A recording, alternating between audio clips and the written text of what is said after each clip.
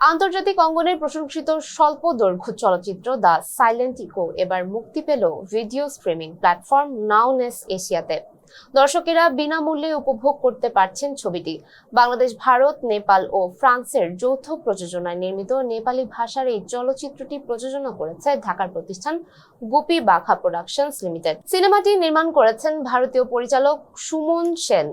গল্প রচনায় তার সঙ্গে ছিলেন বিজন ইমতিয়াজ। নেপালের দুর্গম পাহাড়ি অঞ্চল মুস্তাং সেই নির্জন প্রকৃতির কোলে বেড়ে ওঠা 4 কিশোরকে ঘিরেই ছবিটির গল্প। একটি পরিত্যক্ত বাসকে তারা বানিয়ে ফেলে নিজেদের রিহার্সাল রুম।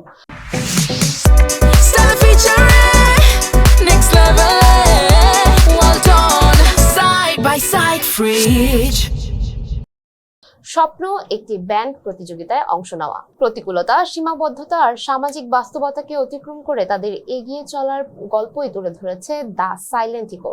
প্রযোজনা প্রতিষ্ঠান জানিয়েছে 2021 সালে নির্মিত এই চলচ্চিত্রটি ইতিমধ্যে 20টির বেশি দেশে প্রদর্শিত হয়েছে। 80টির বেশি আন্তর্জাতিক চলচ্চিত্র উৎসবে নির্বাচিত হয়ে অর্জন করেছে 15টি পুরস্কার, যা বাংলাদেশি প্রযোজনার জন্য গর্বের বিষয়। ছবিটির অন্যতম বৈশিষ্ট্য, শিল্পীরা পেশাদার অভিনেতা নন। তারা মুস্তাংয়ের লো মান্থাং অঞ্চলে বড় হওয়া কিশোর। পোখারার আশেপাশের শরণার্থী শিবির ও স্কুল থেকে প্রায় 100 শিশুর অডিশন নিয়ে তাদের নির্বাচন করা হয়। পরিচালক সুমন সেন বলেন, এই শিশুরাই ছবির প্রাণ। তাদের স্বতঃস্ফূর্ততা ও নীরব অভিব্যক্তি এই সিনেমাটিকে দিয়েছে অনন্য মাত্রা। বর্তমানে পরিচালক সুমন সেন তার প্রথম পূর্ণদৈর্ঘ্য চলচ্চিত্র একা নিয়ে কাজ করছেন, যা ভারত, অস্ট্রেলিয়া, ফ্রান্সের যৌথ প্রযোজনায় নির্মিত হচ্ছে। আন্তর্জাতিক স্বীকৃতি পাওয়া দ্য সাইলেন্ট ইকো এখন সহজলভ্য।